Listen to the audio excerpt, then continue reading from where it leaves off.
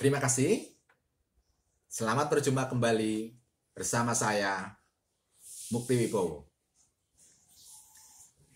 Pada pertemuan kali ini, kita akan berdiskusi mengenai gangguan telapak kaki dan telapak tangan yang terasa dingin. Gangguan ini sangat mengganggu karena bisa berpengaruh terhadap sistem gerak kita, terutama sekali pada area kaki. Jadi, gangguan yang sangat terasa adalah telapak kaki kita yang menjadi kebas ataupun sering terasa kesemutan. Gangguan telapak kaki dingin ini disebabkan oleh banyak faktor. Di antaranya yang sering sekali terjadi adalah yang pertama, gangguan anemia atau kekurangan sel darah merah. Adanya kekurangan sel darah merah ini menyebabkan sistem sirkulasi dari oksigen ataupun nutrisi dalam tubuh akan menjadi terganggu. Dan area yang terkena paling utama biasanya adalah area terjauh dari jantung kita, yaitu area telapak kaki. Jadi gangguan anemia ini merupakan salah satu penyebab utama yang sering menyebabkan telapak kaki menjadi lebih dingin dibanding area tubuh yang lain.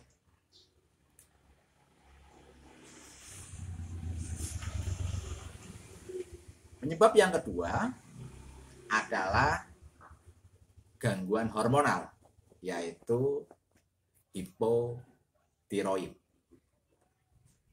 Artinya tubuh kekurangan hormon tiroid yang berfungsi untuk mengatur sistem metabolisme kita. Jadi kekurangan hormon tiroid ini akan berpengaruh kepada seluruh sistem metabolisme dalam tubuh kita, yang akibatnya tubuh kita akan menjadi kekurangan energi, di mana energi yang berkurang ini bisa menyebabkan suhu tubuh menurun. Dan sekali lagi, yang terkena utama adalah bagian terjauh dari tubuh kita, yaitu area telapak kaki. Penyebab selanjutnya adalah gangguan selera makan atau anoreksia nervosa. Gangguan selera makan ini menyebabkan seseorang mengalami kekurangan asupan gizi, yang selanjutnya bisa menyebabkan terutama jadi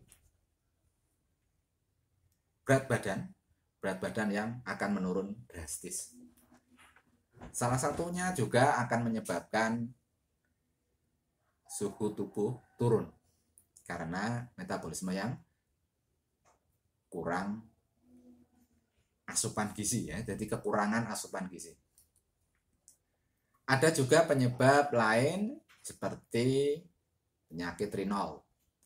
Penyakit renal ini sering dipicu oleh stres. Jadi tekanan mental, baik masalah bisnis, ekonomi, masalah percintaan, dan lain sebagainya, saling terkait sehingga menyebabkan gangguan-gangguan metabolisme yang lain. Salah satu penyebab utama juga yang saling berkaitan dengan penyebab yang pertama, yaitu gangguan jantung. gangguan irama jantung. Baik itu adanya pembengkakan jantung ataupun jantung lemah dan lain sebagainya, akan menyebabkan jantung tidak mampu melakukan tugasnya di dalam memompa darah kita ke seluruh area tubuh. Pada saat tekanan darahnya tidak maksimal, dia tidak mampu memompa, sehingga tubuh terjauh kita, telapak kaki tidak mendapatkan kiriman sirkulasi darah yang akan menyebabkan telapak kaki menjadi lebih dingin tadi. Jadi gangguan jantung merupakan salah satu penyebab dari telapak kaki dingin.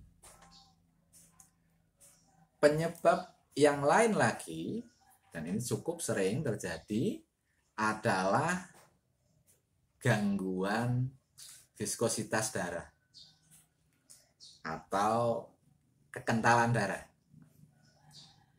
Kekentalan darah ini bisa disebabkan oleh banyak faktor. Salah satunya yang sering terjadi adalah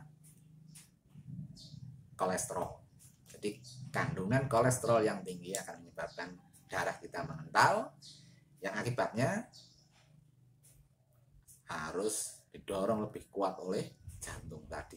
Jadi saling keterkaitan antara penyakit jantungnya sendiri, gangguan jantungnya, dengan adanya viskositas darah atau kekentalan darah yang tinggi. Jadi hal yang menyebabkan telapak kaki dingin ini cukup banyak, cukup kompleks. Jadi jikalau Anda atau keluarga Anda mengalami gangguan telapak kaki yang dingin, periksakan ke dokter, karena ini menyangkut banyak faktor dan bukan perkara yang simpel. Jadi ada banyak faktor yang itu harus diketahui secara menyeluruh agar gangguan ini tidak berkembang lebih jauh dan mengurangi risiko-risiko fatal yang bisa disebabkan oleh telapak kaki dingin ini. Lantas, yang sering menjadi pertanyaan pada saat seseorang datang ke tempat saya, ke tempat praktek saya memijat gitu. Jadi pertanyaannya adalah gini: apakah seorang terapis pijat mampu membantu memperbaiki gangguan kaki atau telapak kaki yang dingin ini?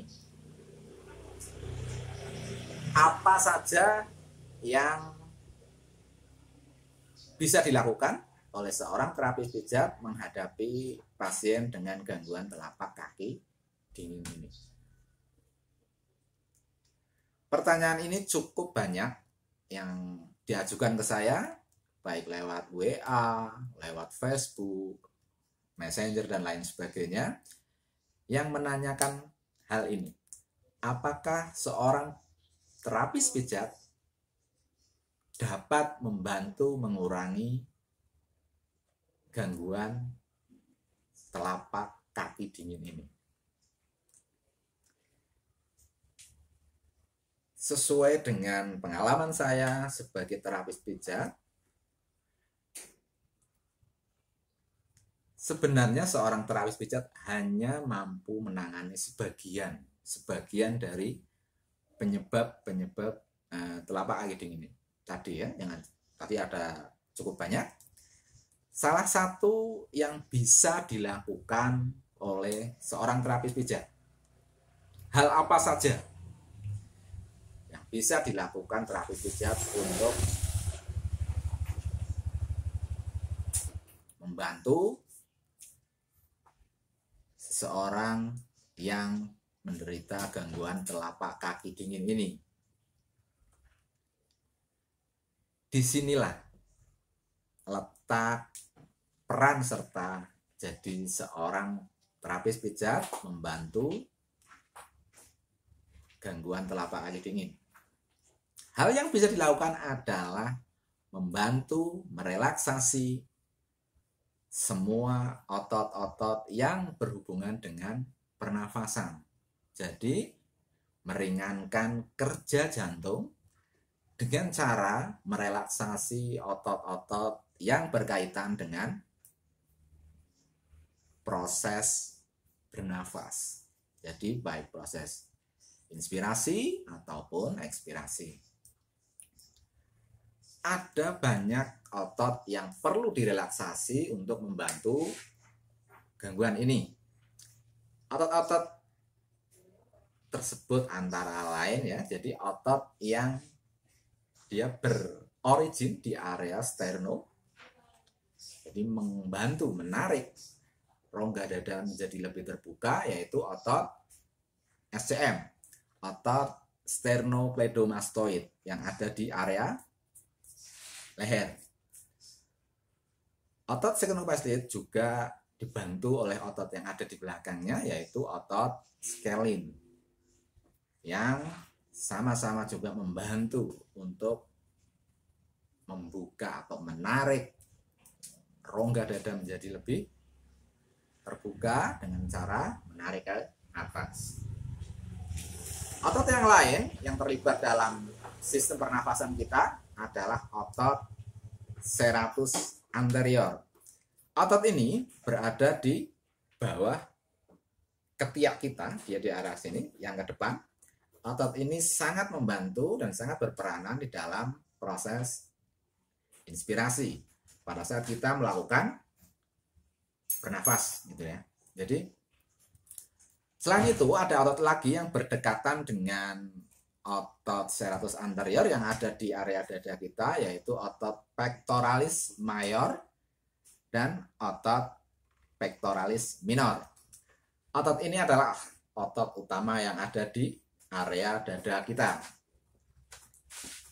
Lebih ke dalam lagi, otot-otot interkostal, baik yang eksternus maupun internus dari otot interkostal.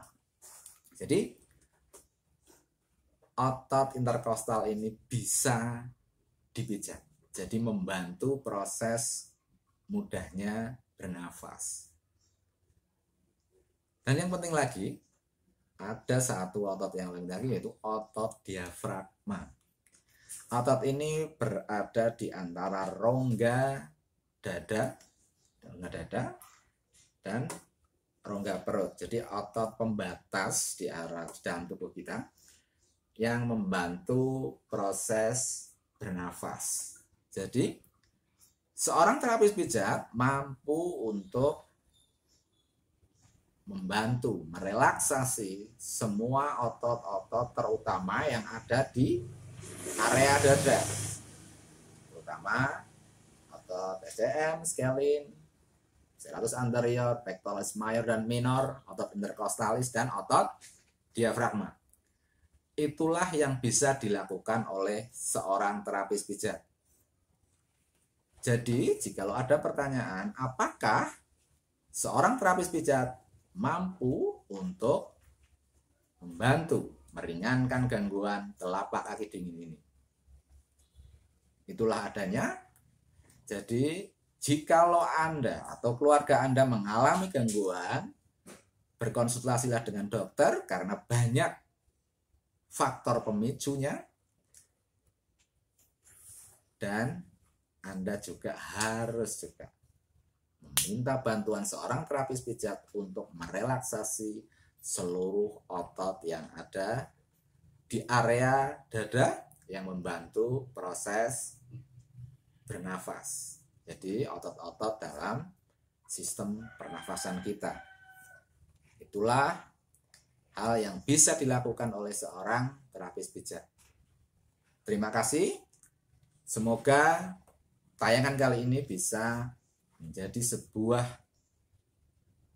jawaban atau penjelasan terhadap semua pertanyaan yang masuk ke dalam Facebook saya, ke dalam WA saya mengenai gangguan telapak kaki yang dingin.